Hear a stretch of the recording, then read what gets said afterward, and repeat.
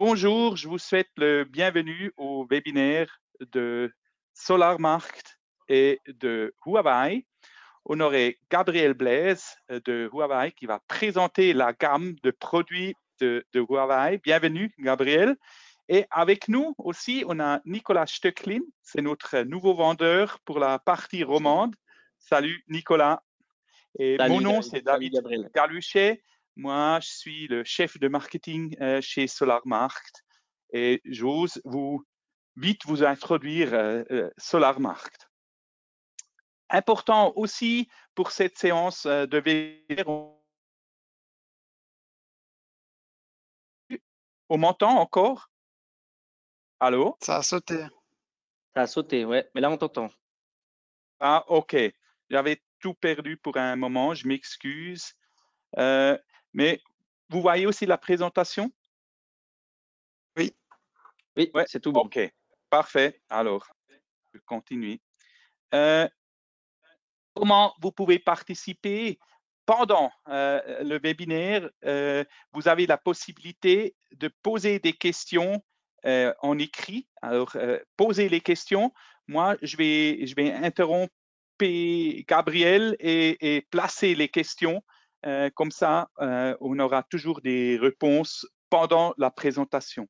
Et puis, après la présentation de Gabriel, on va arrêter l'enregistrement et on pourrait parler, on pourrait vous introduire aussi, parler avec le microphone. Alors, il y a une deuxième possibilité de poser des questions et ce serait plus enregistré. Je pense que ça, c'est encore assez important. L'enregistrement, on va l'utiliser sur YouTube. Alors, tous les webinaires qu'on a fait, vous pouvez les garder sur notre canal YouTube de SolarMarkt.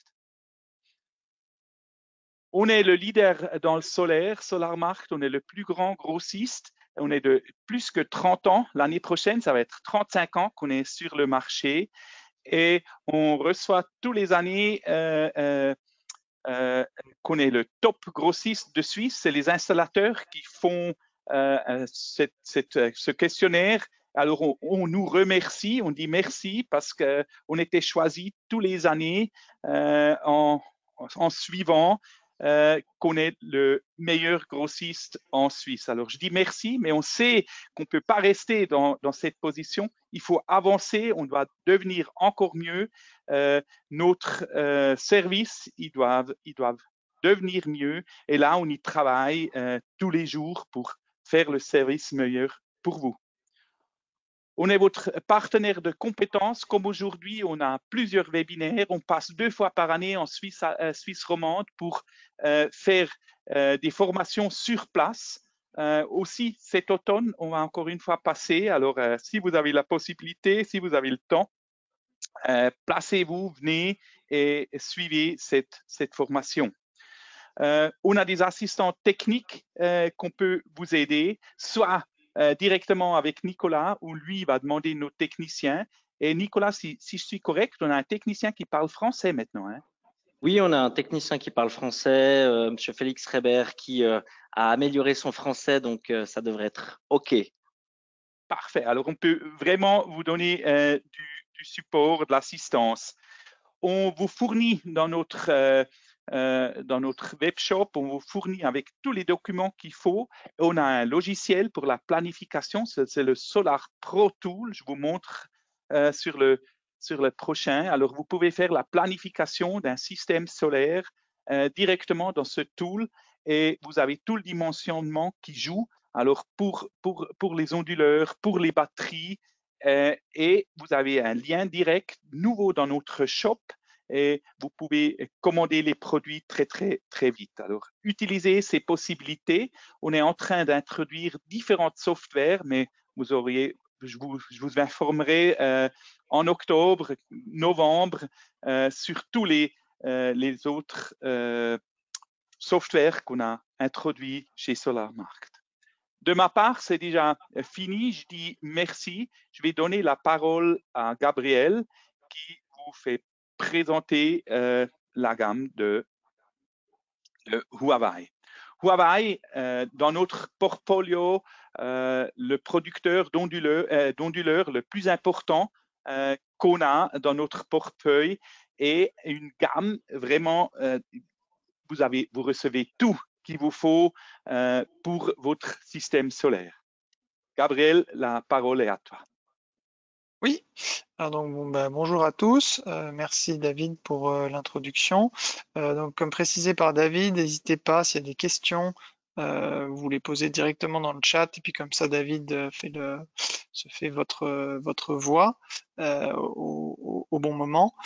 Donc Gabriel Blaise, moi je suis chez Huawei depuis 2022, donc en tant que business developer pour la Romandie et le Tessin.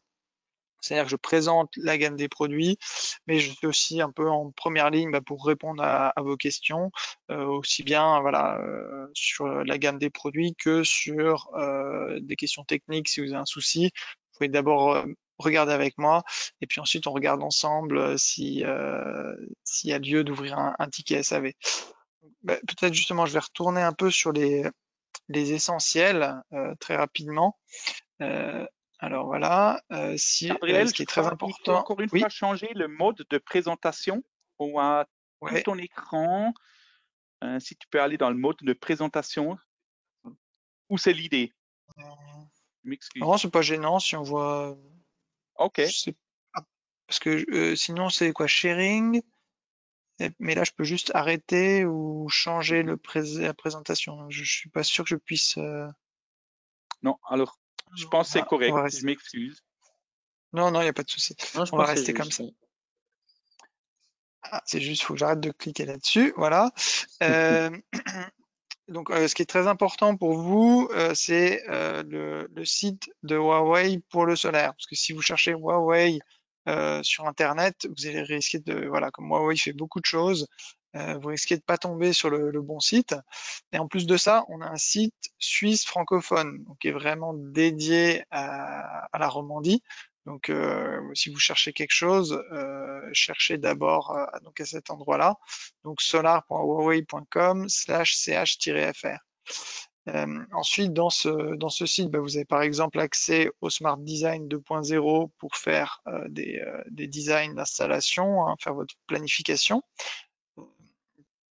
Ici, vous avez aussi le lien vers la communauté des installateurs et notamment, on va essayer de faire une carte avec tous les installateurs certifiés. Vous pouvez trouver les coordonnées de SolarMarkt avec les distributeurs qui vendent du Huawei en Suisse, parce que c'est aussi important pour nous de travailler avec les distributeurs suisses. Hein. C'est comme ça que le support pour Huawei Suisse est financé, c'est avec les ventes aux distributeurs suisses. Et peut-être la page la plus importante pour vous, c'est assistance, centre de support technique. Donc voilà, si je vais sur cette page-là, j'ai donc le numéro de la hotline qu'on me demande souvent. Donc c'est si moi par exemple je suis pas disponible ni mes collègues et que vous voulez vraiment une assistance technique sur place, vous pouvez essayer ce numéro-là. Et puis sinon, pour ouvrir un ticket SAV, puisque là, forcément, ils vont vous demander tous les renseignements pour ouvrir un ticket SAV pour pouvoir traiter le cas. Et si vous voulez le faire par écrit, vous pouvez le faire avec un formulaire directement ici. Le formulaire, vous le trouvez encore ici, et puis vous le trouvez encore aussi à cet endroit dans le centre d'assistance technique ici. Ensuite, ce qui est très important, c'est les instructions pour les installateurs suisses. Donc on a essayé de faire des fichiers assez synthétiques pour ne pas que vous ayez à toujours regarder dans les manuels qui font rapidement 200 ou 300 pages. On a aussi les guides rapides, mais qui sont justement parfois un peu trop succincts. On a fait une sorte de document intermédiaire avec un peu toutes les spécificités pour la Suisse et toutes les questions qu'on rencontre le plus souvent. Donc je pense que notamment là, je vais après retourner vers les instructions pour les onduleurs et pour les optimiseurs sur lesquels j'ai fait des mises à jour qui sont pas encore sur le site. Donc vous aurez un peu en exclusivité la version la plus récente. Ensuite, donc là, on a le rappel des contacts locaux pour les installateurs suisses. Donc j'ai mon collègue Karl qui fait donc Berne, Soleure, Fribourg, Valais. Donc essentiellement si vous le contactez, ça va être en allemand ou en anglais. J'ai Luc qui est francophone, qui fait la partie Zurich. Donc c'est pareil, si je suis en vacances ou absent pour une raison X, Y, Z, vous pouvez essayer de contacter Luc. Et on a David qui fait la région Bâle-Lucerne. Lui, c'est anglais et puis allemand. Et donc là, vous avez mes coordonnées. Et puis les coordonnées de la hotline et le formulaire, vous le retrouvez aussi également ici.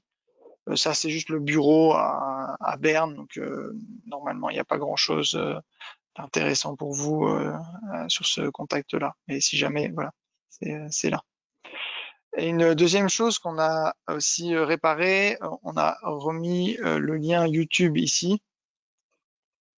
On a une chaîne YouTube Huawei Fusion Solar avec pas mal de vidéos. Et donc, si je vais dans Playlist, là, j'ai des playlists de vidéos avec les sous-titres à chaque fois dans les langues locales. Par exemple, là, j'en ai une avec les sous-titres en français. Je fais regarder la playlist. Et donc là, j'ai une vidéo sur le monophasé L1, une vidéo sur l'installation du M1 de 3 à 10 kg, une vidéo sur la batterie et une vidéo sur l'onduleur de 12 à 25. Et puis ces vidéos-là, on va progressivement les enrichir et en ajouter.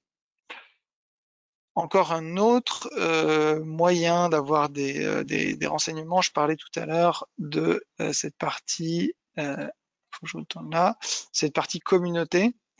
Là, si je vais dans communauté, donc c'est ce que je disais, on a la possibilité de faire un certificat Fusion Solar. Là, je suis déjà enregistré. Si vous l'êtes pas, ici, vous pouvez cliquer sur le bouton et puis vous créez votre compte pour avoir accès au contenu. Et donc là, on a des cours avec, c'est des PPT avec des informations techniques, encore des conseils techniques. Et puis là, si je fais sur voir plus, j'ai vraiment voilà un portefeuille de vidéos et de PowerPoint qui est très complet. Et puis j'ai des filtres pour si je veux réussir à m'y retrouver. Par exemple, là, je clique sur MA, et ben je trouve l'installation de MA en français, quoi. En français, ouais. Alors là, faut peut-être que je resélectionne. Je pense qu'elle est par défaut, elle vient peut-être en anglais. Là, si je clique bien français, je la lance. Voilà. Bon, après, c'est essentiellement voilà, mais on voit que tout le contenu est en français. Et donc ça, au niveau stratégique Huawei, on va continuer à essayer de fournir un maximum de documentation en français. Parce qu'il y a eu des traductions il y a peut-être quelques années. Là, on a eu tellement de nouveaux produits, c'est un petit peu difficile à suivre, mais on va remettre l'accent là-dessus pour mieux vous aider. Oui, Et il faut donc créer un compte, hein, Gabriel, oui, pour avoir, voilà, exactement. On peut pas aller regarder ça sans avoir, c'est-à-dire un installateur, nos partenaires ne peuvent pas aller directement sur bah, les sur vidéos. YouTube, là, tu vois, sur YouTube, je suis Le pas logué, donc là, le compte, il celle-là, est tu les ouvert. trouves Alors, voilà. directement. Alors, ok, super. Ça, c'est Le compte est YouTube. ouvert. Ouais, Et, ouais. et après, dans communauté, là, je me suis vraiment créé un compte. Mais on voit celle-là, elle n'était pas sur YouTube. Après, Mhm. à Ouais, terme, je pense qu'elle sera aussi, elle ira aussi sur YouTube. Par contre, là, ok. vous retrouvez aussi le manuel, quoi. Donc, il y a Mhm. vraiment, on essaie de centraliser un maximum de choses. Ouais, ok. Donc je voulais aller sur les optimiseurs, ça reste quand même un... Donc ça c'est le document donc qu'on trouve, c'est les instructions optimiseurs. Donc je vous ai montré la page sur le site de Huawei Solar sur lequel on trouve ce document. Là on a juste un petit récapitulatif. Là on a mis à jour la gamme. Je vais mettre ça sur le côté, voilà. Donc là, j'ai rajouté donc notamment le MAP0, donc qui est le nouvel onduleur triphasé qui va permettre de faire du backup complet, mais qui a aussi des caractéristiques améliorées. Notamment, par exemple, on a jusqu'à 16 ampères par entrée, ce qui va permettre de pouvoir utiliser des panneaux les plus puissants, puisque voilà, les puissances vont toujours en augmentant. Donc là, on a le L1, LC0, tout ça, c'est monophasé, très peu utilisé en Suisse, hein. En général, il y a un intérêt uniquement pour les installations de 2 et 3 kW, puisque le L1, il a une tension de démarrage à 100 volts. Donc, si vous avez notamment moins de 6 panneaux, si vous avez 4 ou 5 panneaux, vous pouvez peut-être faire l'installation avec un L1, là où avec un M1, vous seriez bloqué. Donc voilà, le M1 pour le moment il reste de 3 à 10 kg, mais forcément d'ici le début de l'année prochaine, là on a déjà les commandes qui sont ouvertes. Donc Solarmark a déjà passé des commandes de MAP0. On a un petit peu retardé les dates de livraison. C'est fréquent, ça arrive pour les lancements de nouveaux produits, mais voilà, il va, je pense, prendre aussi une part importante des débuts 2024, puisqu'il va de 5 à 12 kW. Il est aussi hybride. Il a donc la capacité de faire des courants plus élevés. Il est aussi compatible optimiseur et il est asymétrique. Donc ça, on verra sur la présentation onduleur. Je ne vais pas non plus tout dévoiler maintenant. Le MB0, ça vous avez commencé à l'utiliser. Donc c'est ce onduleur hybride qui va jusqu'à 25 kW. Lui, il est juste un peu plus limité si on veut faire du backup, parce qu'il n'est pas asymétrique. Donc en mode backup, il peut produire que sur une seule phase. Ensuite, on a le M3 qui reste, donc 30, 36, 40 et 50 kW. Le M2, 100 et 15 kW. Alors le 115 kW, on l'a toujours. L'année prochaine, on verra un petit peu comment ça se passe au niveau des ventes, mais on voit que voilà, les installateurs sont plutôt fans du 100 kW. Et puis maintenant qu'on a ce 150, on va voir un petit peu comment ça se passe avec le 115. Et pour le moment, en tout cas, il est toujours disponible.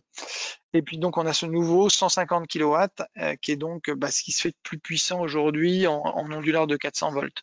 Donc en Suisse, si vous avez une grosse installation de mettons 500, 600 kg, le mieux ça sera de partir sur cet onduleur. Après au-delà, on a bien sûr toujours les très grosses machines pour les très grandes installations. En général, c'est des installations au sol. En Suisse, il n'y a pas trop le cas. Alors peut-être avec le Solar Express et puis les installations alpines, si ça venait à se concrétiser, ça pourrait être ce type d'onduleur qui soit utilisé. Ensuite, là, j'ai rajouté donc la nouvelle batterie. On pourra regarder un peu plus en détail la S1. La S0 reste disponible, donc vous avez le choix, prendre l'une ou l'autre. La borne de recharge véhicule électrique, qui va bien avec l'onduleur Huawei. Vous pouvez aussi l'installer à part, ça serait une possibilité. Mais bon, ce qu'on constate, c'est qu'en général, elle va sur les installations où il y a déjà du solaire avec un onduleur Huawei, parce que ça permet aussi de réutiliser les données du compteur ou de l'EMA.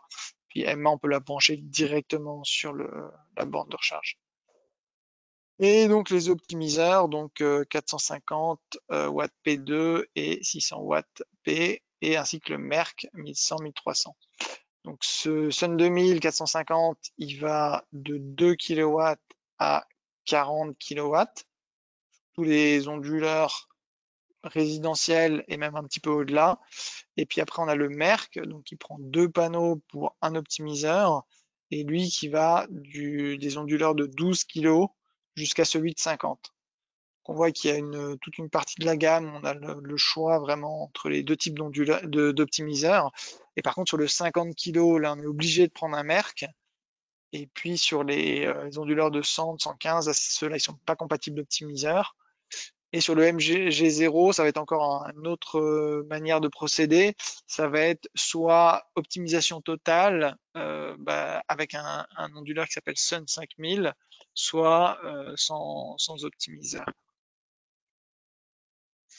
Alors voilà, rappel, le fonctionnement des optimiseurs. Donc les optimiseurs Huawei, ils sont plus simples que des optimiseurs SolarEdge par exemple, puisque on ne fait que diminuer la tension, on ne fait pas d'augmentation de tension. Parce que les onduleurs SolarEdge, ils ont une tension fixe de démarrage, ils ont besoin de leurs 753 volts. L'onduleur Huawei, comme c'est un onduleur complet avec les 2 étapes d'élévation de la tension DC et de conversion du courant DC vers le courant AC, comme on a ces 2 étapes à l'intérieur de l'onduleur, on peut gérer des tensions plus basses. Donc notamment, voilà, le M3, ce que je disais tout à l'heure, il démarre à 200 volts. Donc qu'est-ce qui va se passer si j'ai mis une chaîne avec des optimiseurs partout? Comme j'ai le même panneau partout, j'ai grosso modo le même voltage, le même courant.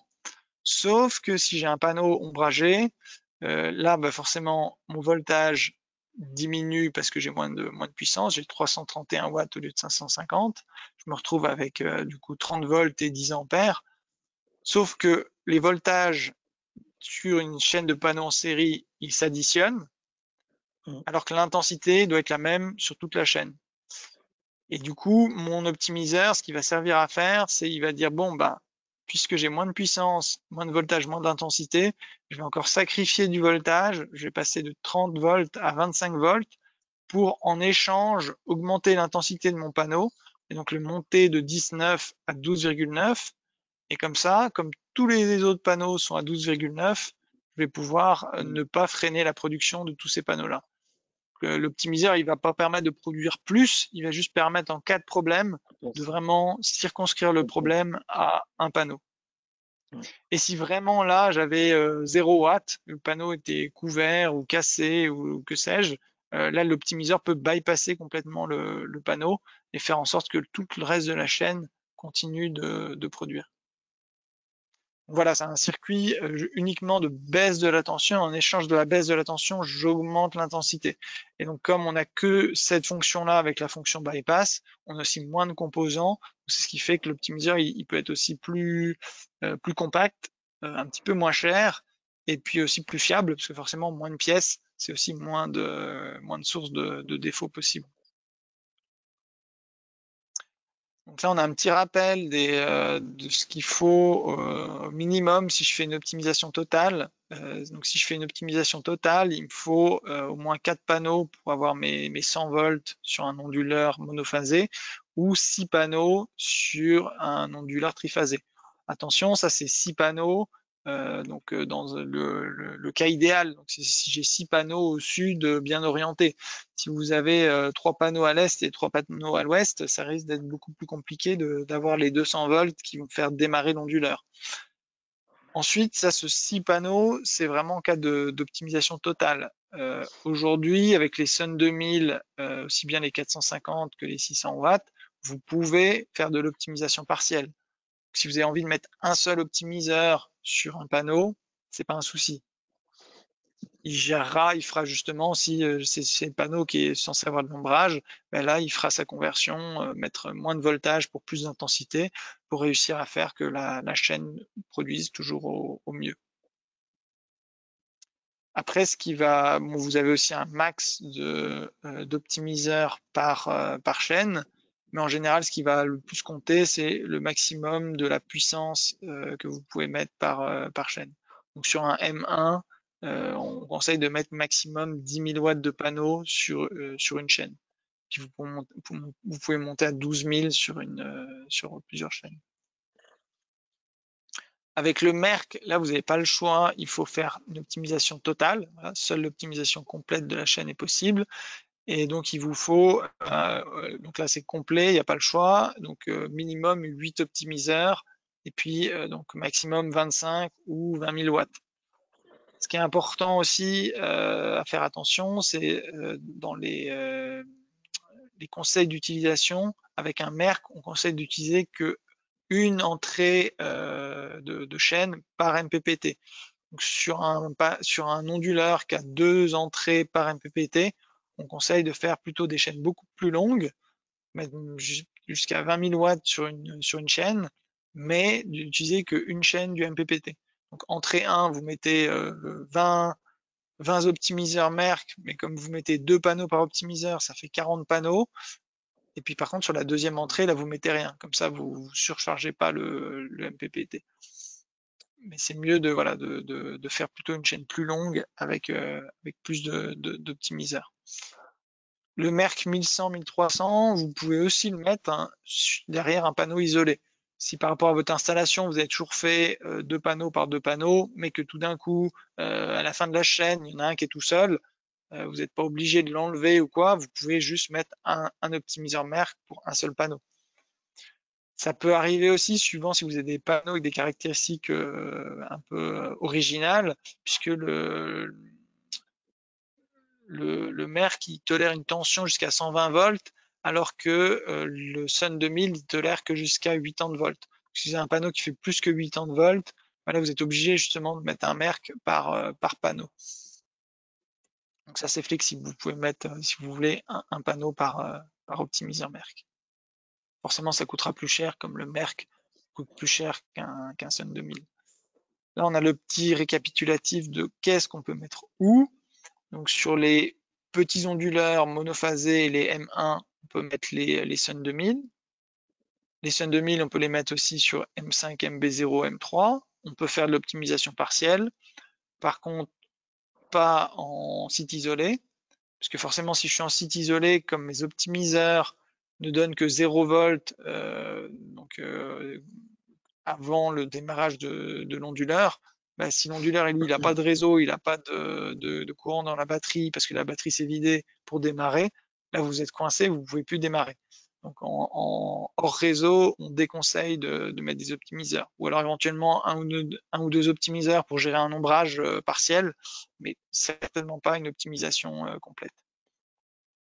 Ouais, c'est Pour le vraiment pour merc, compenser, c'est pas une optimisation, c'est vraiment pour compenser en cas d'ombrage, etc. On n'est pas dans l'amélioration, si on veut bien.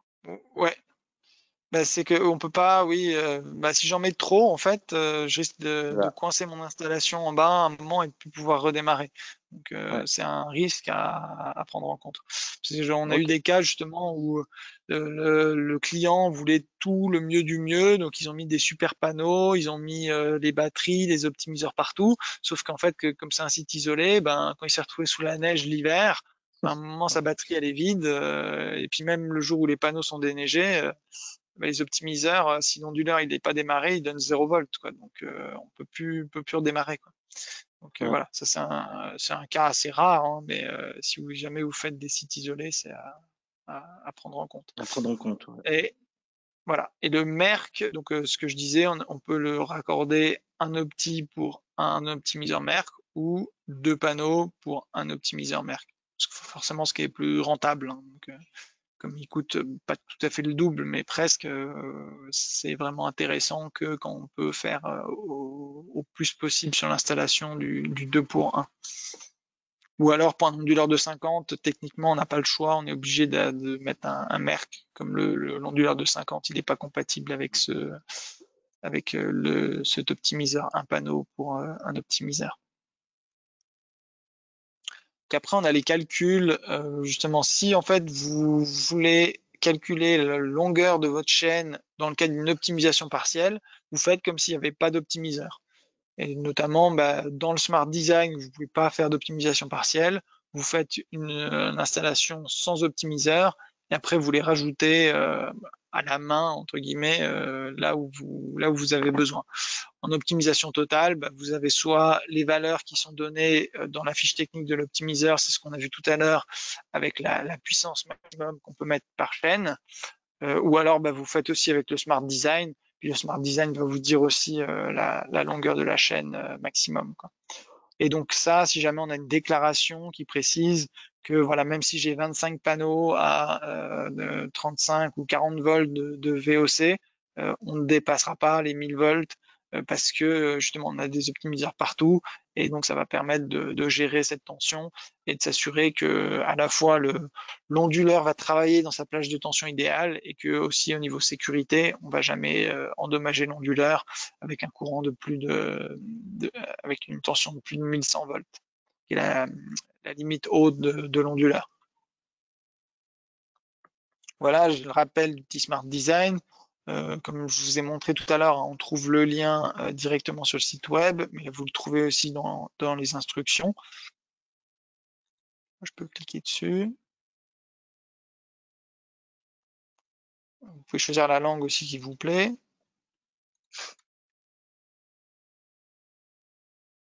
Pourquoi il met ça?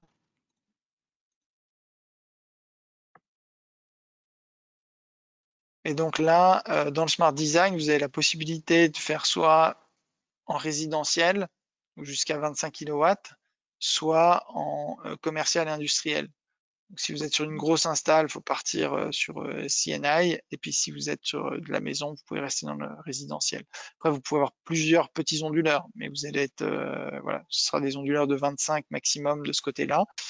Et puis vous pouvez faire soit conception standard, donc là vous dessinez la maison, les panneaux, tout ça, soit une conception rapide où là c'est en 3 étapes, ça va très vite.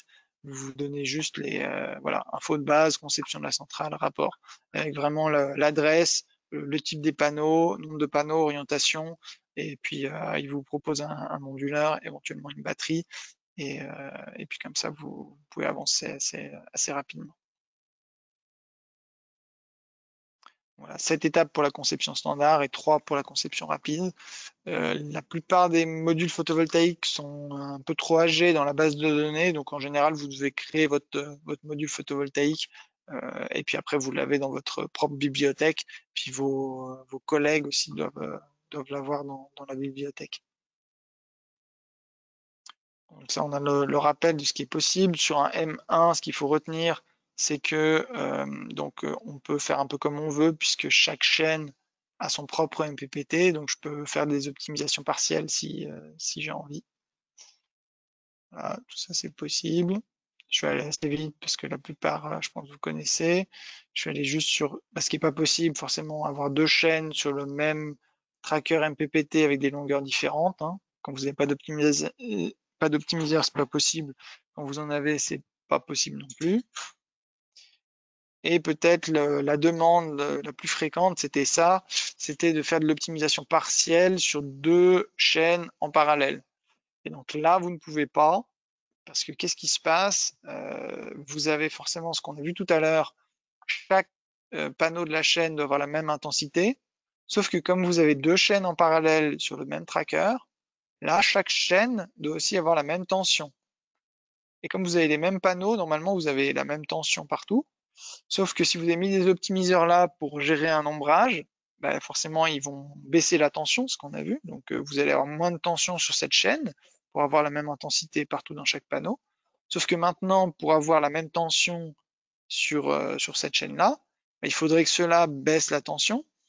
Sauf que si les autres panneaux, eux, ils n'ont pas d'ombrage, et ben ici vous allez pouvoir baisser la tension, mais vous n'allez pas pouvoir augmenter l'intensité, puisque ceux-là, ben, leur intensité, ils n'ont pas d'optimiseur, donc on ne peut pas y toucher, et on ne peut pas aller au-delà de ce qu'elle est sans ombrage, puisqu'on n'a pas d'optimiseur. Donc si vous voulez, voilà, c'est ça qui fait que ce type de configuration n'est pas possible. Si vous voulez optimiser sur 2 chaînes en parallèle, vous devez tout optimiser. C'est ce qu'on va voir. Voilà. Là, par exemple, type d'optimisation complète. Là, j'ai 2 chaînes sur le même tracker, avec le même nombre de panneaux, et avec des optimiseurs partout. Donc là, ça fonctionne. Là, sur peut-être cette chaîne-là, j'étais pas obligé de mettre, pas d'ombrage, j'étais pas obligé de mettre des optimiseurs partout. Mais par contre, sur ces deux-là, si. Donc ça, je vais passer. Donc ça, c'est les vérifications si les optimiseurs fonctionnent bien, notamment si vous avez des soucis. Ben voilà, vous pouvez mesurer chaque optimiseur une fois qu'il y a suffisamment d'ensoleillement. Vous branchez votre multimètre en mode résistance pour mesurer les ohms. Et donc là, quand vous mettez le plus sur le plus et le moins sur le moins de la sortie, vous devez avoir 1 kOhm par optimiseur. Et donc, si vous avez une chaîne de 10 optimiseurs, vous devez avoir 10 kOhm. Par contre, vous ne pouvez pas faire une mesure depuis, mettons, depuis le local technique si vous avez une chaîne partiellement optimisée, puisque les autres panneaux de la chaîne vont perturber la mesure. Donc, ce type de mesure-là, ben voilà, soit vous avez une chaîne totalement optimisée, vous pouvez le faire depuis le local technique, soit vous le faites directement au moment de l'installation en toiture pour vérifier que les optimiseurs fonctionnent correctement et sont correctement branchés. Donc voilà, on voit c'est le même. Donc on a besoin de 400 watts par mètre carré. Il faut quand même un petit peu d'ensoleillement. Une période comme maintenant en septembre, il n'y a pas trop de soucis. Si vous êtes en janvier, février, ça peut être, suivant les jours, ça peut être un peu plus compliqué. Sur le Merck, on va retourner sur un mode avec des volts. Donc un simple voltmètre permet de faire la mesure. Vous avez 1 volt par optimiseur, et puis là vous avez besoin que de 100 watts par mètre carré pour faire la mesure. Et puis de toute façon, avec les Merck, on est en optimisation totale. Donc là, pour la mesure, il n'y a pas trop de questions à se poser. Une question que j'ai aussi fréquemment par rapport au protocole donc on remet pour l'installation, c'est de faire la mesure de la résistance d'isolation de la chaîne. Et donc on a un webinaire en ligne où on explique justement comment c'est fait. Alors là, c'est la slide en allemand. Là, vous avez le lien justement vers le webinaire de notre collègue Dieter, donc en allemand aussi. Et je vous ai fait, bon là on a le schéma, et puis je vous ai fait une petite traduction. Donc voilà, on peut mesurer que la chaîne donne moins de 50 volts et moins de 500 milliampères. Normalement, s'il y a des optimiseurs ici partout, vous devez avoir même 0 volts et 0 milliampères. Vous faites un pont entre le plus et le moins pour le brancher sur le plus du multimètre, et puis le moins, vous le mettez à la terre, et là, vous lancez une mesure avec 500 volts du côté du testeur. Et ça doit vous donner des mesures, une résistance d'isolation qui est correcte pour le protocole et les données à donner au contrôleur. Donc ça, j'en ai un petit peu discuté sur tout ce qui est démarrage dans le noir avec les optimiseurs. Donc il y a soit le cas du site isolé, et vous pouvez avoir le cas où vous avez un système backup et donc en fait où la coupure dure plus que quelques heures. Et donc dans ce cas, on va se retrouver dans le même cas de figure, c'est-à-dire que le lendemain au moment du redémarrage, si vous avez des optimiseurs partout et que vous avez vidé votre batterie et que le réseau n'est pas revenu, vous n'allez pas pouvoir redémarrer. Donc là, le conseil qu'on donne dans ce type de cas, eh bien, ça serait de laisser forcément un peu de courant dans la batterie, même en fin de décharge de la batterie, lui laisser 5, 6, 7% pour être sûr que le lendemain matin, au moment de redémarrer, vous puissiez, elle puisse donner suffisamment de courant à l'onduleur pour que lui démarre et que donc les optimiseurs démarrent également. Et donc là, on peut, je retourne en arrière, on peut presser donc ce bouton Black Start, démarrage dans le noir, qui permet à la batterie justement d'envoyer un signal à l'onduleur et de lancer cette production. Donc voilà, ça c'est ce que j'ai rajouté dans les instructions optimiseur. Pour remplacer l'optimiseur, donc ça peut être intéressant de suivre ces étapes. Si vous avez un cas de garantie puis qu'il y a un optimiseur à remplacer, si vous le faites de manière un peu instinctive, il y a des chances que l'optimiseur, celui que vous avez remplacé, que vous avez après renvoyé chez Huawei, qu'il reste en grisé sur l'installation, comme quoi il n'est plus connecté. Et du coup, si vous suivez bien les différentes étapes pour remplacer l'optimiseur, là vous aurez fait un remplacement propre, et puis il devrait plus réapparaître sur l'installation. Donc là, on a le rappel de ce que je vous ai montré sur où trouver les renseignements. Je dois faire une petite mise à jour encore ici, puisque donc ça, c'est l'ancienne adresse mail de support. Maintenant, si vous envoyez un mail ici, vous recevez un mail automatique qui vous dit de remplir le formulaire. Donc c'est pour ça que maintenant, on a enlevé ça et puis on a mis directement le lien vers le formulaire pour vous économiser une étape inutile. Bon, ça, c'est les mêmes informations que vous retrouvez sur le site. Voilà. Et je vais passer aux onduleurs.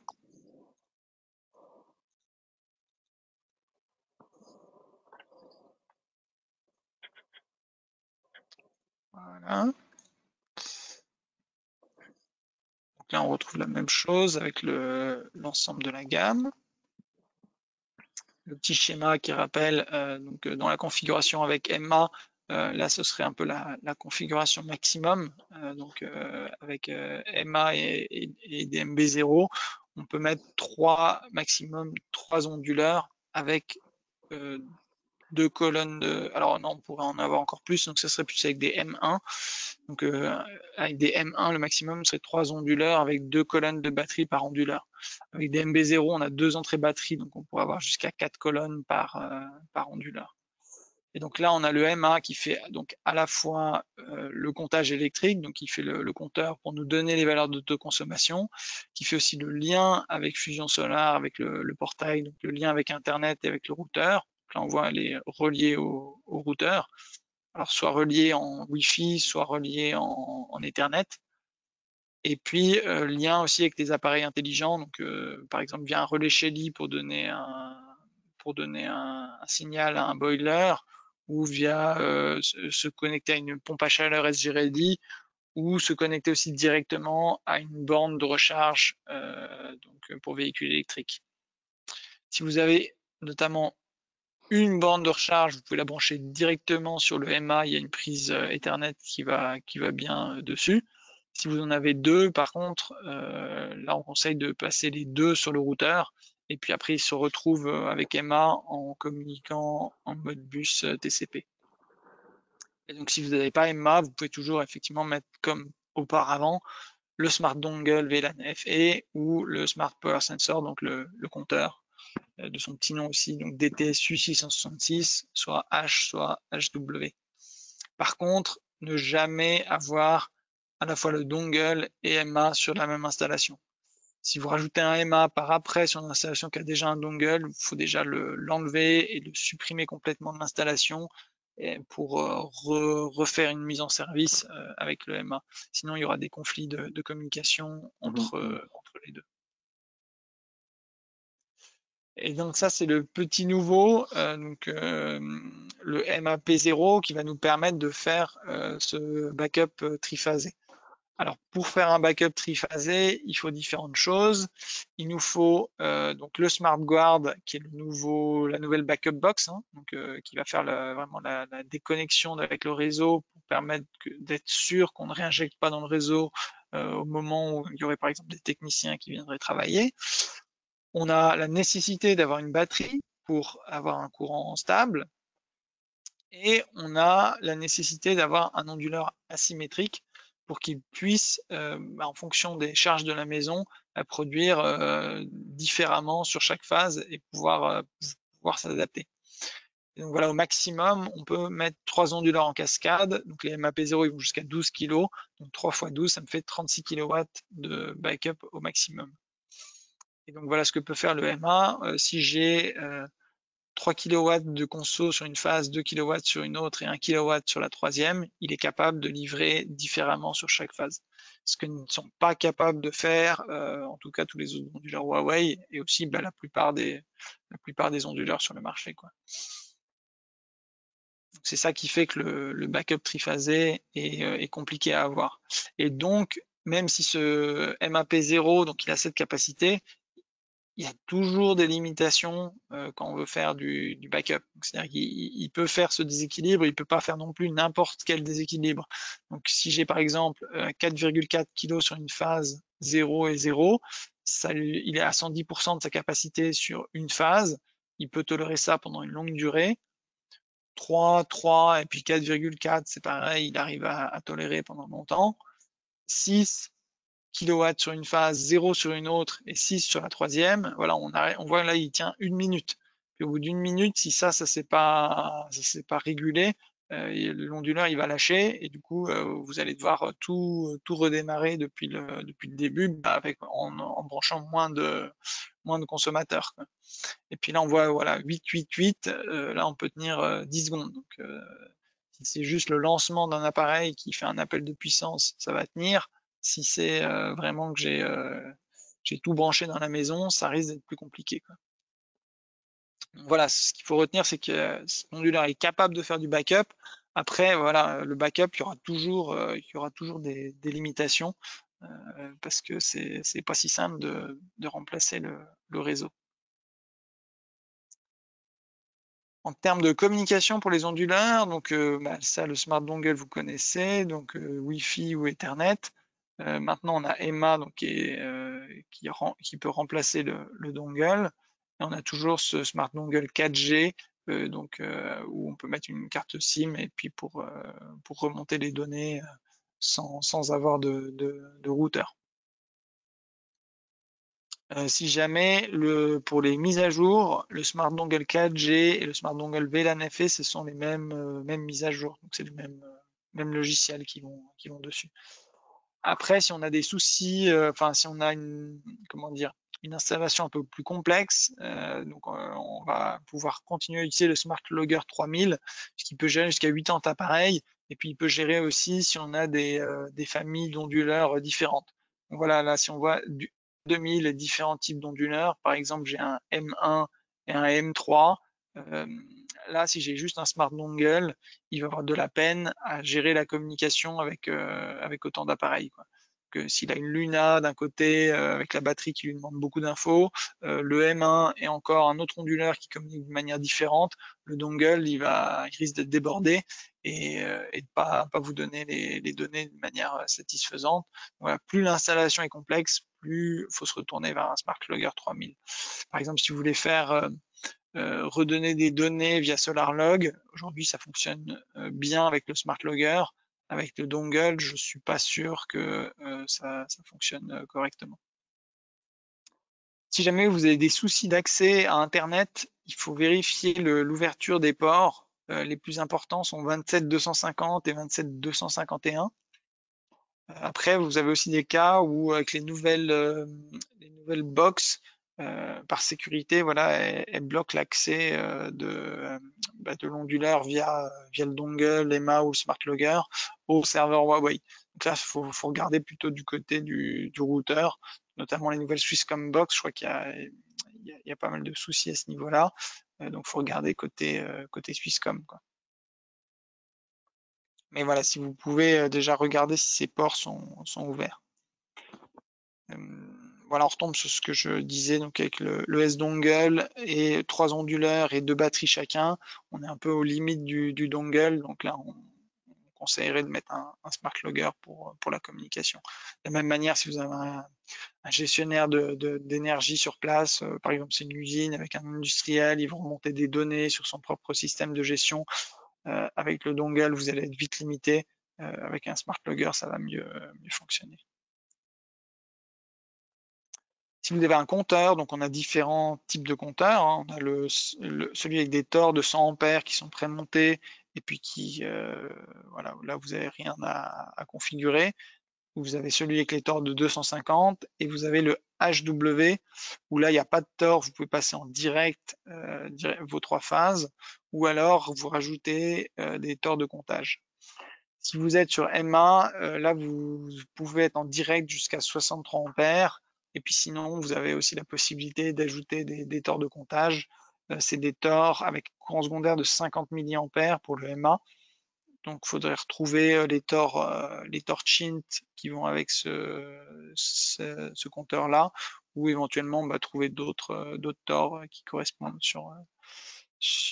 peut-être chez SolarMark, je ne sais pas si c'est intégré à la gamme ou chez un autre détaillant.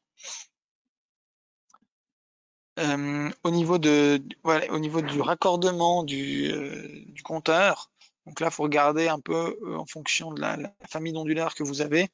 En général, ceux qui ont tous un peu le même connecteur pour la communication, les M1, M3, MB0, ils vont tous sur 7 et 9. Vous avez les ports 24 et 25 du compteur qui vont sur les pins 7 et 9 de l'onduleur. Il y a juste le M5 qui est un petit peu différent, donc il prend les ports 11 et 12. Après le M5, il tend un petit peu à disparaître parce qu'il n'est pas hybride. Donc voilà, les installateurs se tournent vers le MB0. En plus, on va avoir le MAP0 qui va arriver. Donc voilà, le M5, je ne sais pas s'il va rester encore très longtemps. Si vous avez donc le HW, notamment, par exemple, si vous avez une grande installation avec 400 ampères d'introduction, vous n'allez pas pouvoir mettre le compteur de 250, donc vous allez mettre le HW avec des tors externes, et donc là, vous devez expliquer au compteur, au moment de la configuration, qu'est-ce que vous avez mis comme tort pour qu'il puisse faire son calcul correctement. Donc là, voilà, vous avez juste quelques boutons sur le compteur, puis ça vous rappelle la séquence de comment appuyer sur les boutons pour pouvoir déjà lui dire que on n'est plus en mesure directe, donc sans tort, mais qu'on est on est à plus de 80 ampères et on est avec une connexion avec des tors. Et puis après, il faudra donner le rapport de puissance entre l'introduction et puis les tors. Si j'ai 400 ampères d'introduction et des tors avec un courant secondaire de 5 ampères. Je fais 400 divisé par 5. Et donc là, je dois rentrer mon rapport dans la petite case. Ok, donc c'est juste cliquer sur les petits boutons, puis après tu passes, t'as quand même une marche à suivre qui est expliquée lorsque tu dois cliquer sur le display, si on veut dire. Je sais C'est que là, ça. quand Donc je là, regarde, voilà. tu arrives Ouais, dedans quand tu l'as ouvert. Donc ouais. tu cliques une fois sur 7, il doit te proposer code. Tu refais Ok, 7, il te propose ça, tu fais encore ok. une fois. Donc c'est comme il n'y a C'est pas beaucoup de boutons, c'est assez pénible. Mais du assez coup, c'est intuitif quand même, ou c'est bien? pas non plus. Non, c'est pas vraiment intuitif, mais alors comme je dis, comme il n'y a pas non plus 36 boutons, il n'y a pas non Ouais, plus t'as juste qu'à prendre. Ouais, un million de possibilités. Donc faut un je petit peu comprends, se ouais. mettre dedans. Et puis, mais voilà, comme je dis, hein, c'est comme une montre ou quoi, quand tu as juste deux Tout à boutons, fait. c'est pas tout. Enfin, la première fois, peut-être tu patauges un peu, mais c'est pour ça que là, on a remis ça dans les instructions pour C'est bien, bien ouais. le remettre en avant, quoi. Ouais, ok.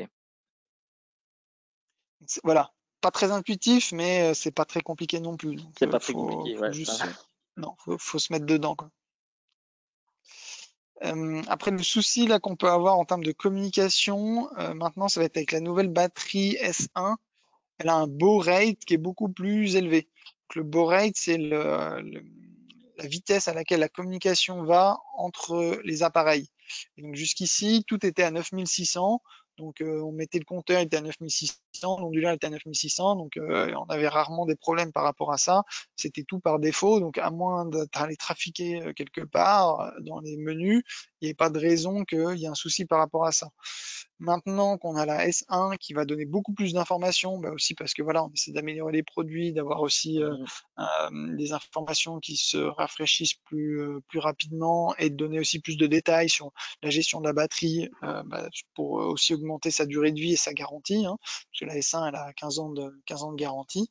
Ça fait que ça a changé. Donc si vous notamment vous rajoutez une batterie sur une installation préexistante, ça peut provoquer des problèmes pour la communication.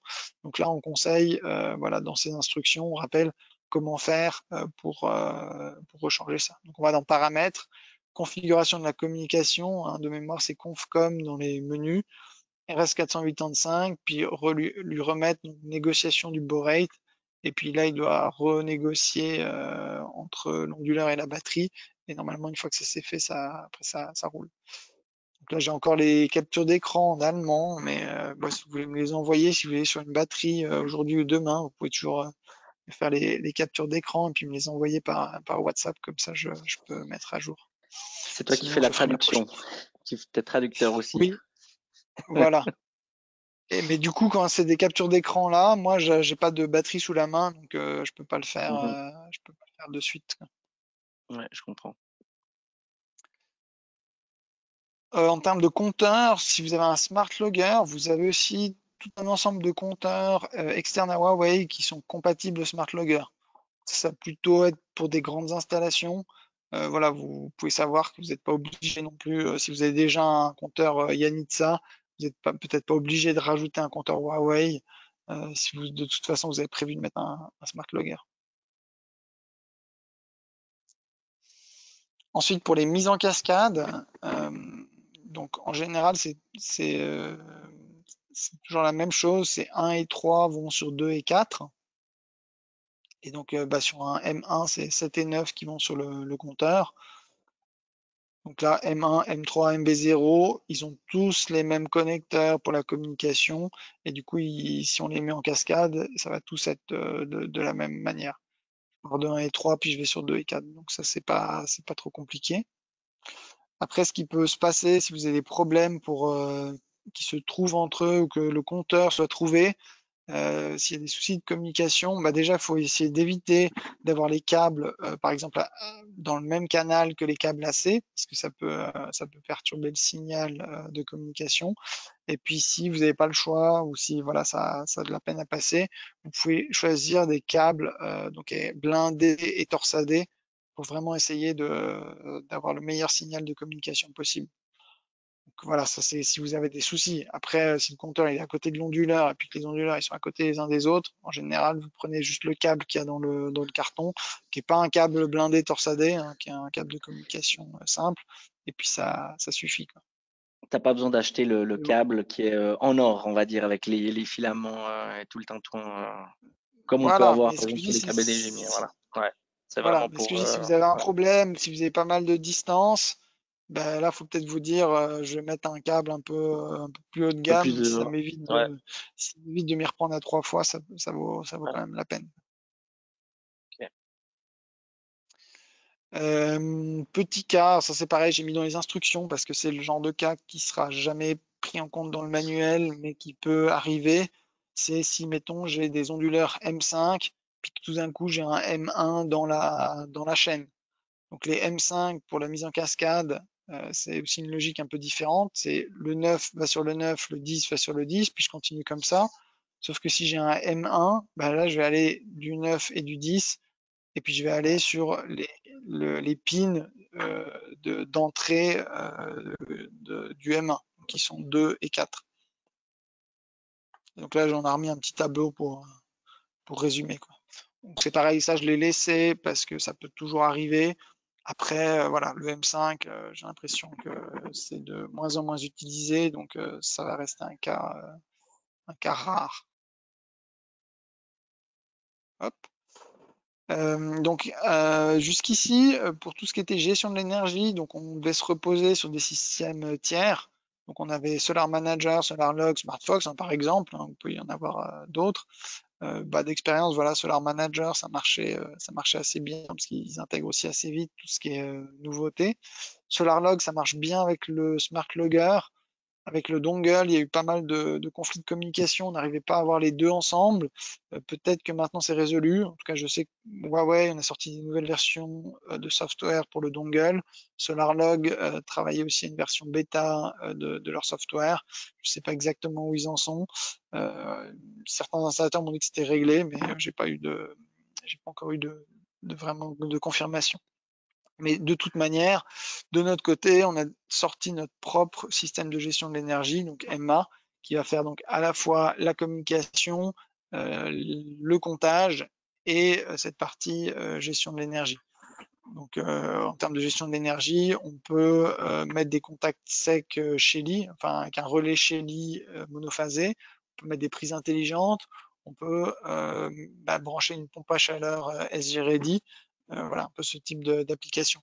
Donc typiquement, si vous avez un boiler, vous pouvez utiliser un relais Shelly qui sera connecté à l'EMA, et puis c'est le relais Shelly qui donnera le signal au boiler de combien on a d'excédent photovoltaïque sur l'installation, et donc si ça vaut la peine de lancer une production d'eau chaude. De la même manière, EMA peut aussi gérer 2 bornes de recharge de véhicules électriques. Comme ça vous permet aussi d'être pas mal flexible, quoi. Si vous avez 2 voitures électriques, ça vous fait déjà une belle possibilité de consommer de l'excédent. Vous pouvez mettre beaucoup de panneaux sur la toiture. Si vous avez de la gestion via TCP, il y a une option à activer, notamment pour le dongle. Donc si vous faites, alors si vous avez justement des bornes de recharge véhicules électriques, on conseille de mettre EMA. Si vous avez mis un dongle, il faudra notamment activer cette communication Modbus TCP. Voilà, en SolarLog, c'est Modbus RTU. Puis on a la petite explication où il faut s'assurer que il y en ait un qui soit master et l'autre qui soit slave pour pas qu'il y ait de conflit entre le SolarLog et le Smart Logger. Voilà, ça on a le réseau avec le code réseau suisse dans les onduleurs. Peut-être certains onduleurs sont pas équipés, mais je pense que ça concerne peut-être juste un ou deux modèles. Si jamais vous n'avez pas le code réseau suisse, hein, vous allez sur le VDE 4105 et de toute façon le plus souvent demandé par les gestionnaires de réseau, parce qu'il y a d'autres marques qui n'ont pas forcément non plus le code réseau suisse. Voilà, vous avez toujours ce VDE 4105 qui est très proche du code réseau suisse. Mais sur le 90% des onduleurs, mettez directement code réseau Switzerland, puis comme ça vous êtes tranquille. Si jamais pour éteindre et allumer l'onduleur, donc notamment pour les petits onduleurs de 25 kg et moins, il est conseillé de ne pas les éteindre s'ils sont en production directement avec l'interrupteur DC.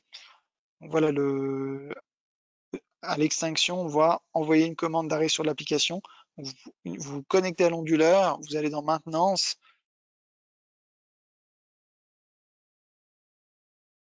Puis là, vous allez dans maintenance, en fait, vous avez un bouton pour éteindre l'onduleur. Il vous demande le mot de passe. Et puis là, vous pouvez éteindre l'onduleur. Ensuite, vous coupez la partie courant alternatif. Et là, une fois que l'onduleur il est éteint, puis qu'on a aussi enlevé l'alimentation AC, vous pouvez mettre l'interrupteur DC sur off. Voilà, ça c'est la procédure propre, quoi. Et de la même manière, à l'allumage, voilà, il y a une procédure qui est dans le manuel pour expliquer comment faire dans les règles de l'art l'allumage de l'onduleur. Donc, commencer par la batterie, puis mesurer le courant côté réseau, allumer la partie courant alternatif, puis faire la partie d'essai dans un deuxième temps. Là, ça c'est le rappel où sont les instructions, ça on a déjà vu aussi. Voilà. Tout ça c'est bon. J'ai encore les instructions pour le MA. On a déjà un petit peu parlé.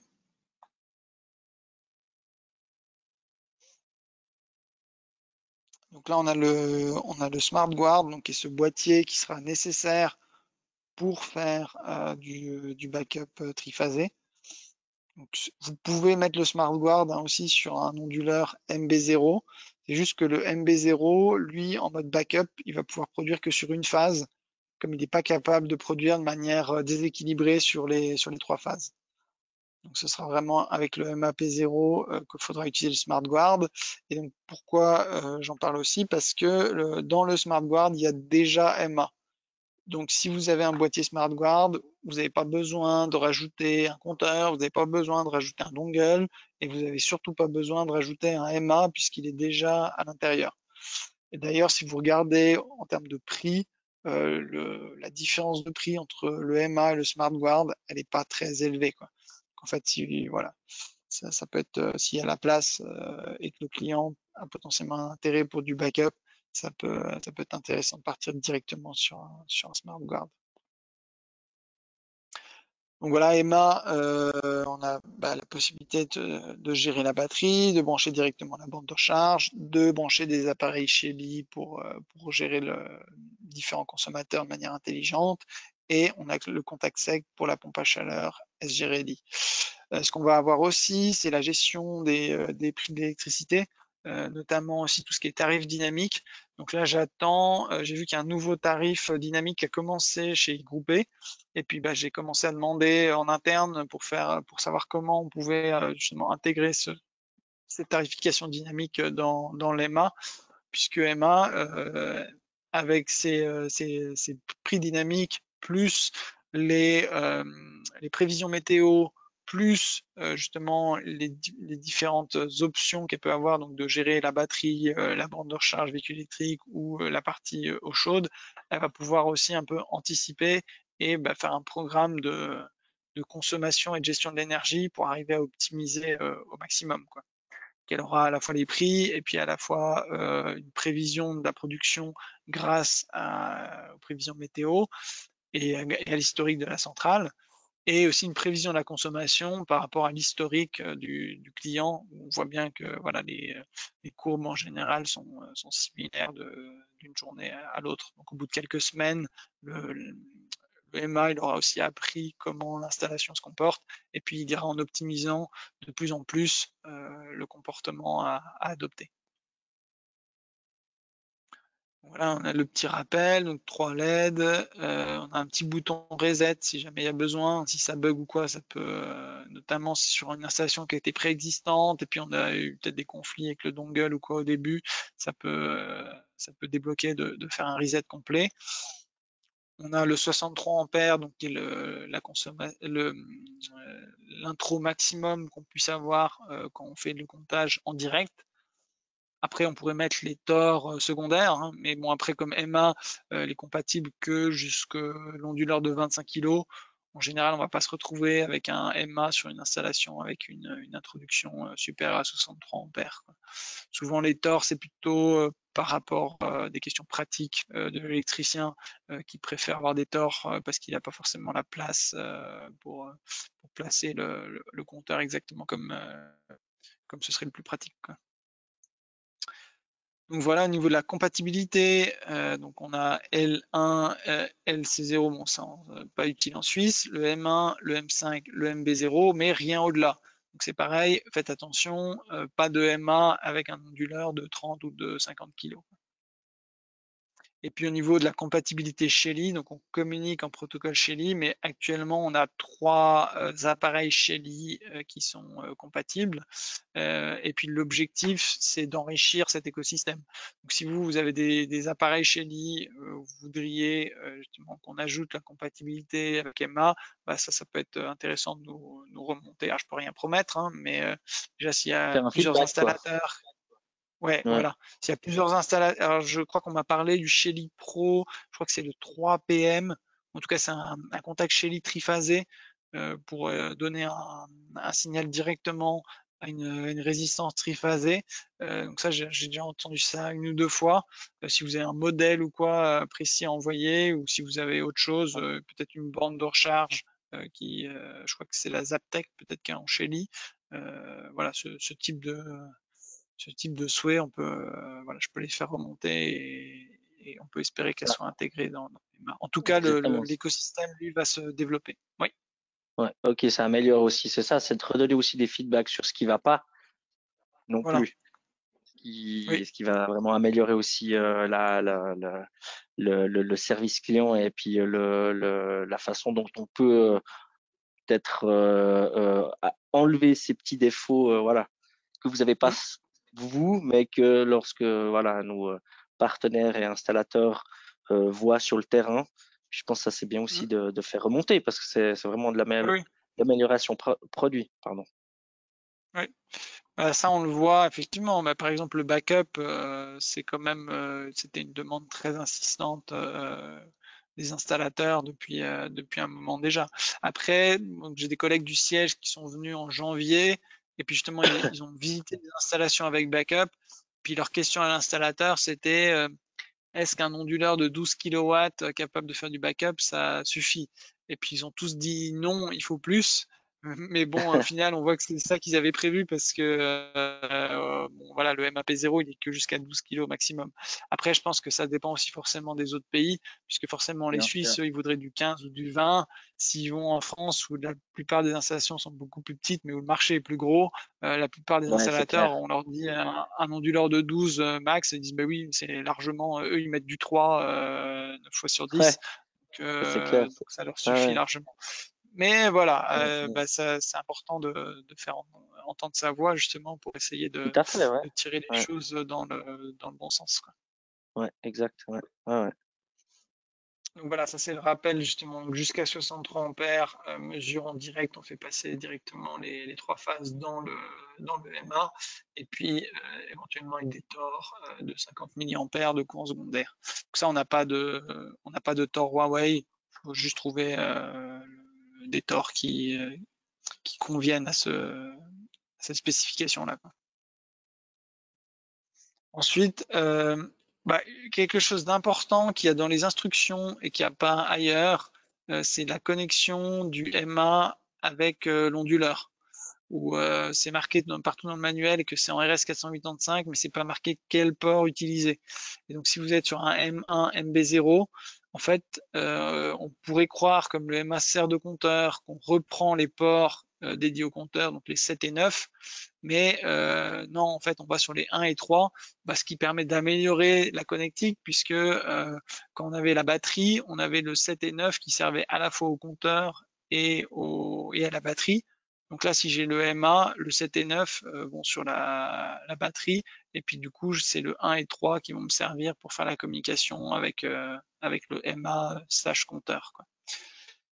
Si jamais le 1 et 3, c'est la même chose que le 2 et 4.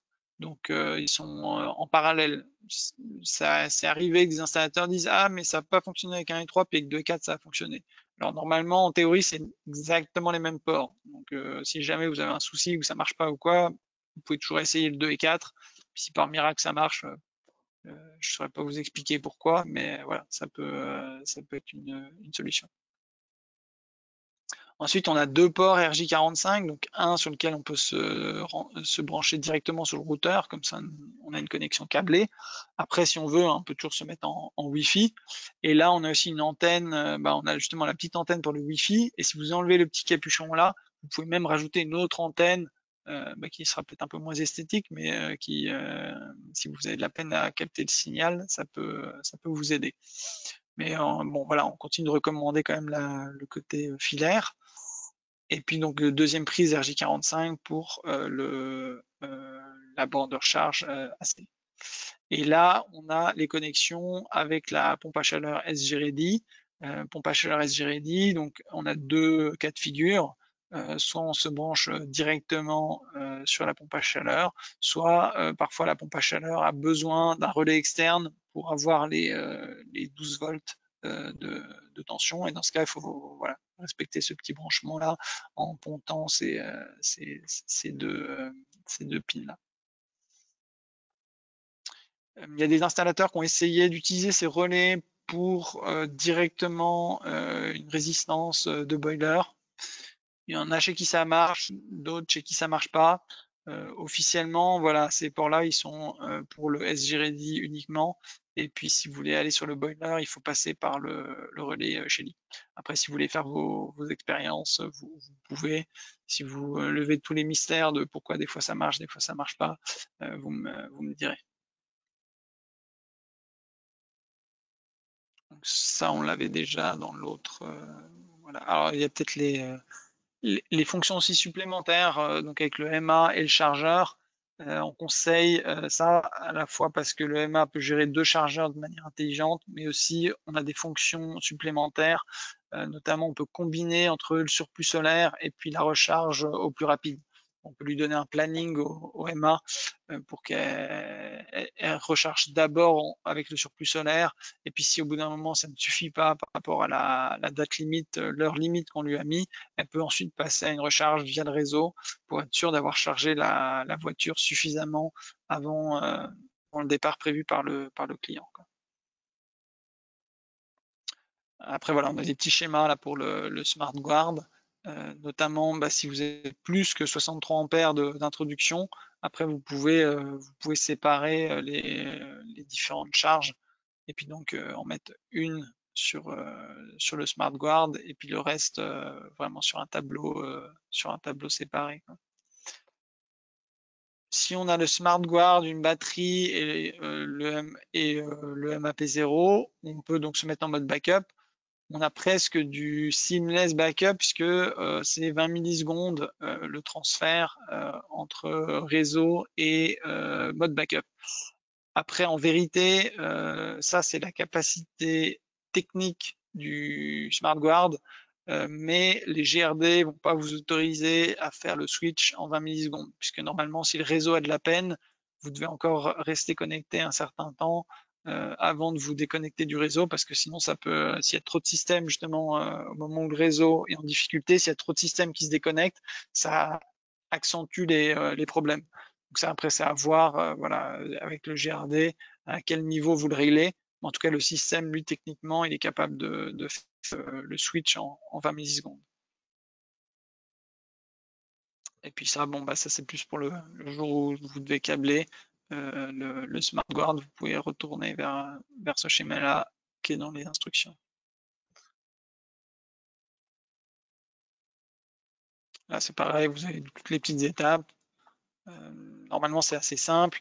La chose à retenir, c'est qu'une fois que vous voulez vraiment configurer le MA ou configurer les appareils Shelly, ça se fait via l'application du client final. C'est pas avec l'application installateur que vous allez pouvoir lui dire à partir de X kilowatts, tu envoies le signal qu'il y a un surplus photovoltaïque.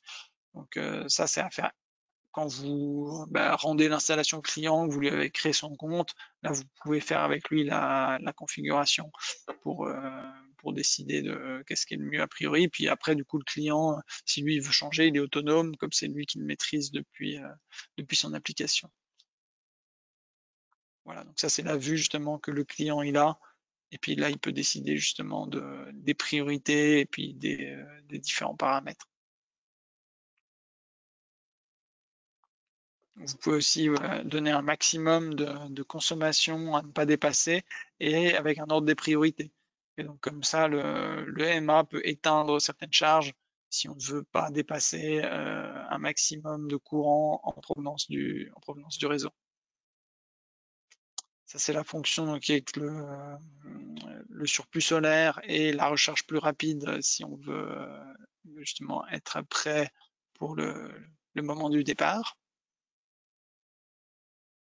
Voilà, là, je vais aller assez vite. On a voilà, réinitialisation, comment aller dans la maintenance pour faire une mise à jour. Et puis toujours la même référence vers la page du site web. Voilà. Est-ce qu'il y a des questions? Sinon, j'ai encore une petite présentation sur la nouvelle batterie. Pas de questions? Moi, on est toujours d'accord que pour la partie monitoring, etc., il n'y a aucun abonnement, il n'y a aucune par créer bien sûr un compte. Tu n'es pas obligé d'avoir bien sûr des petits frais aussi à côté. Si c'est 100 francs par mois. C'est 100 francs. Ah, c'est 100 francs. Non, là c'est pire que Swisscom. Alors, merci Gabriel. Non, il n'y a pas encore de questions. On écrit, je pense, vas-y encore pour la prochaine présentation. Et ensuite, on va demander s'il y aura des questions en oral. On va retourner sur la S1 qui est donc aussi dans les nouveaux produits, puis elle est déjà disponible. Donc vous pouvez déjà commander. Il y en a déjà des installateurs qui ont commencé à l'installer, même si la S0 reste disponible. Donc dans les différences majeures, on a vraiment plus d'énergie et aussi une garantie beaucoup plus longue. On a des températures de fonctionnement où on a continué à travailler pour vraiment élargir cette plage de température pour pouvoir aussi la mettre sous garantie si elle est à l'extérieur. Vous pouvez l'installer à l'extérieur. On voit en été, il ne devrait pas y avoir trop de problèmes. En hiver, il n'y a quand même pas de miracle. Au niveau de la chimie, ça reste toujours lithium fer phosphate. Donc si on est en dessous de 0 degré, il y a des résistances qui vont s'activer pour réchauffer les cellules. Donc, si votre batterie elle est à plat et en plus elle est dehors sous la neige, vous allez tirer sur le réseau pour chauffer la batterie. Donc, moi je déconseillerais plutôt ça. Après, si le client il veut vraiment, voilà, faut qu'il soit au courant en amont parce que s'il voit que ça tire sur le réseau pour remplir la batterie, il va peut-être pas être très content. Il va se demander pourquoi. Voilà, il faut peut-être lui expliquer Voilà. pour pas qu'il ait des questions puis qu'il vienne en criant sur qu'est-ce qui se passe, what the hell. Exactement. Après, voilà, ce qui est bien, c'est qu'on a quand même cette possibilité. Donc, par exemple, si j'ai le choix entre la mettre dehors ou la mettre à la cave, moi, ça reste du lithium, donc je la mettrai. Alors déjà, en plus, si vous la mettez à la cave, vous êtes en dehors du manuel et des recommandations Huawei. Donc c'est pareil, Huawei il va dire, nous, vous avez dit de pas la mettre à la cave, alors que vous êtes autorisé de la mettre dehors. Donc je la mettrai plutôt dehors, dans un abri, à l'abri du vent, de la pluie et de la neige. Et puis déjà, comme ça, vous êtes pas mal. Même si l'idéal, ça reste un abri hors gel. Donc un garage, une petite cabane, ce genre de choses. Dans la niche à chien, tu sais, à côté du chien. Voilà, comme ça le chien il se tient chaud avec la Il a un avec la petit batterie. peu chaud en plus et il tient chaud, voilà, c'est un win-win. Ouais. Parce que oui, alors ce sur quoi on va axer aussi, comme je disais, ça reste du lithium fer phosphate. Donc c'est pas du lithium ion, ça peut pas exploser. Par contre, le lithium, en cas d'incendie, c'est toujours extrêmement difficile à éteindre. Du coup, Huawei, on va axer vraiment aussi la différenciation sur cette partie sécurité, aussi pour assurer la sécurité de la maison, quoi. Puisqu'on peut toujours faire la course au prix, mais au bout d'un moment, si c'est la sécurité de la maison du client qui est en jeu, le client va peut-être réfléchir à 2 fois avant de prendre la batterie la moins chère.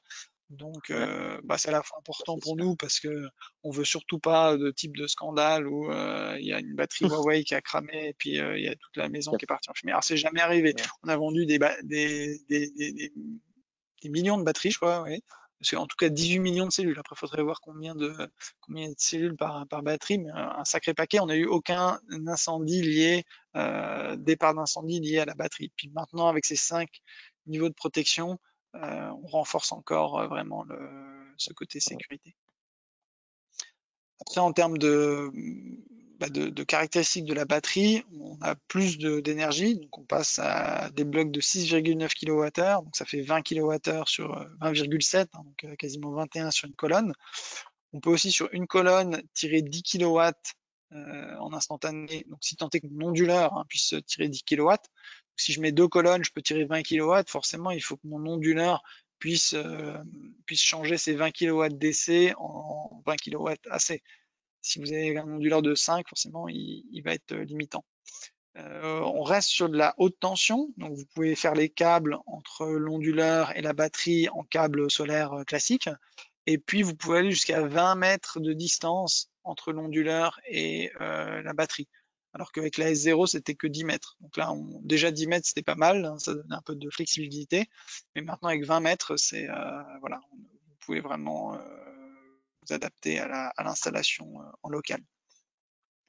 La chose un peu moins sympa, ça va être le poids, parce que forcément on met plus d'énergie, plus de lithium, il va peser 68 kg par bloc, hein, donc là ça pèse son poids. Vous pouvez certainement, déjà la S0 tout seul, c'était en tout cas pas possible pour moi. Certains le font quand même, mais là 68 kg, même à deux, en fait vous n'êtes pas dans la norme de la SUVA, donc faut faut y aller à 2 gars bien costauds ou à 3. Ouais, 68, c'est pas mal quand même. Après, vous avez le IP66, hein, donc en termes de protection, là on est pas mal. Et puis aussi 29 décibels, donc c'est le même niveau de bruit maximum que les M1. Les M1 qui sont très silencieux parce qu'ils n'ont pas de ventilateur externe, ils ont uniquement une petite ventilation interne. Donc la batterie va aussi faire assez peu de bruit en fonctionnement. Et puis donc là, on a les onduleurs compatibles. Donc on a tous les onduleurs hybrides. Donc les L1, bon, LC0, on s'en fiche, M1, MB0. Par contre, vous ne pouvez pas mettre un M5 puisque le M5 n'est pas hybride. Vous ne pouvez pas mettre la S1. Donc, toutes les batteries S1, S0 sont compatibles avec tous les onduleurs hybrides Huawei. Donc ça, c'est assez bien, vous ne pouvez pas vous tromper, quoi. Vous pouvez mettre un nouvel onduleur avec une ancienne batterie ou une ancienne batterie avec un nouvel onduleur. Vous pouvez juste pas mixer, vous pouvez pas mettre une S1 à côté d'une S0. Si le client il avait déjà une colonne de 15 kWh, s'il veut une extension, il faut retourner sur la S0. Okay. Une petite vidéo sympa. Ça tourne. Ah, ça c'est. On a continué sur sur l'idée de la S0 qui est à la fois, j'ai envie de dire, c'est pas juste un objet esthétique, mais on a essayé de la faire jolie, quoi. S'il y a des batteries, c'est un peu juste des espèces de blocs qui sont pas beaucoup plus jolis qu'un carton. Qu'un frigidaire. Ouais, ou qu'un frigidaire moche, hein, parce qu'il y a des frigidaires Ouais, jolis. voilà, ouais, c'est clair, non. Mais c'est clair que l'esthétique fait, voilà. Il faut mettre de l'esthétique maintenant. Ouais. C'est ça, ouais. Ouais. Par contre, je sais pas ce que j'ai fait, hein. Je veux passer à la suite. Ah non, il veut pas. Voilà. Donc bon, après là au niveau des LED, ça change pas grand chose à ce qu'on avait, hein. On a si c'est rouge, c'est qu'il y a une alerte, et puis voilà, on a la santé de la batterie, et puis le statut du BMS, et là on a le niveau de charge de la batterie avec donc une petite LED par 10%. Il y a 10 LED, donc ça fait 100% au total. On a aussi un design qui est fait pour justement gérer la chaleur et le froid. Donc, si vous avez un côté de la batterie qui est plus chaud que l'autre, c'est normal, c'est prévu comme ça. J'avais des questions par rapport à ça. On a aussi encore simplifié tout ce qui est câblage, puisque maintenant vous avez uniquement le câblage qui va de l'onduleur à la batterie, mais les éléments de la batterie entre eux, eux ils se clipent, c'est vraiment des Lego, quoi. On voit, on a les connexions électriques et les connexions de communication qui sont vraiment, voilà, qui se clipent les uns dans les autres. On a les petites poignées pour l'installation, comme j'ai dit, vu le poids, c'est quand même Tu intéressant. m'étonnes. Oui. On a aussi un peu de, voilà, de matériel marketing. Ça, si vous avez besoin pour le site ou pour une foire, je peux vous envoyer quelques jolies images. Mhm. Et puis en termes de garantie, bah, c'est là aussi on va se différencier. On va être à 15 ans de garantie ou 4200 cycles. C'est comme les voitures, hein, vous avez un nombre d'années ou un nombre de kilomètres. Bah, là, c'est un nombre de cycles. Après, au début, c'est marqué 12 000 cycles. Je ne sais pas d'où ça vient, mais j'ai corrigé à 4200 parce qu'en fait, on a 4,2 mégawattheures d'assuré par kilowattheure. Donc ça fait voilà, ça fait 4200 cycles. Et pour une batterie en autoconsommation, en général, le standard c'est 220 cycles par an.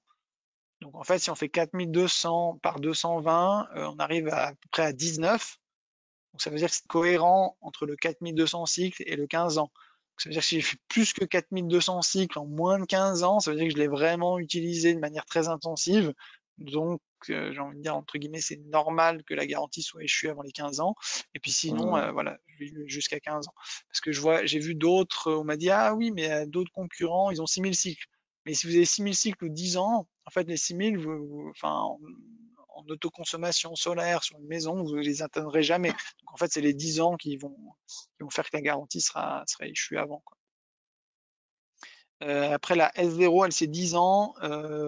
Et par contre, la S1, pour les 15 ans, vous devez la connecter au portail Fusion Solar pour justement qu'on puisse,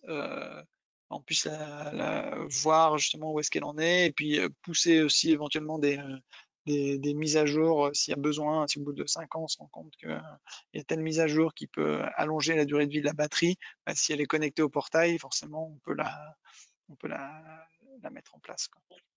Voilà, il faut être connecté au portail Fusion Solar. Ouais. Voilà, après, si on fait des petits calculs de rentabilité, tout ça, voilà, on arrive à des jolis chiffres, mais ça, forcément, ça dépend toujours des conditions locales et puis de toutes les hypothèses que vous prenez, quoi. Ouais. Ça, ce que je disais par rapport au design, où donc les cellules sont dans le compartiment plutôt chaud pour les préserver dans le compartiment froid pour les préserver justement de trop surchauffer.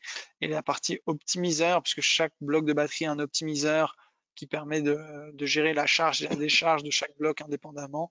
Eux, ils sont dans le compartiment chaud pour les protéger de la condensation, qui est plutôt la partie qui leur fait peur, entre guillemets, quoi. Et donc voilà, si je vais un peu dans le maximum avec des onduleurs MB0, que je mets 2 colonnes par entrée, bah, je pourrais arriver voilà, à 82 kWh par onduleur. Et puis avec la garantie, si je fais ça x3, ça me fait 1 GWh de garantie sur 15 ans.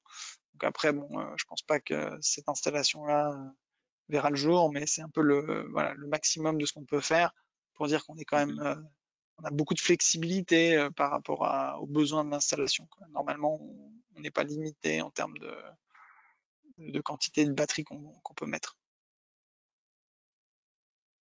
Voilà, on a ces optimiseurs et puis donc c'est des capteurs aussi sur chaque bloc de cellules pour arriver à les suivre au mieux, quoi. J'ai encore juste une petite vidéo, on arrive gentiment au bout. Donc oui, pour tout ce qui est connectique aussi, on a changé le connecteur. Avant, c'était un petit connecteur de 6 pins sans numéro dessus. On avait vite fait de se tromper. Maintenant, on a juste une barre qui va de 1 à 12. Et puis pour aller de l'onduleur à la batterie, c'est 1, 2, 3, 4, 5. Donc, ça simplifie encore un peu la partie connectique. Ça change pas de la S0, on a des optimiseurs par bloc de batterie et on a les différents niveaux de protection. Donc le IP66 et donc la résistance jusqu'à 40 cm d'eau pendant 72 heures. On a la petite vidéo.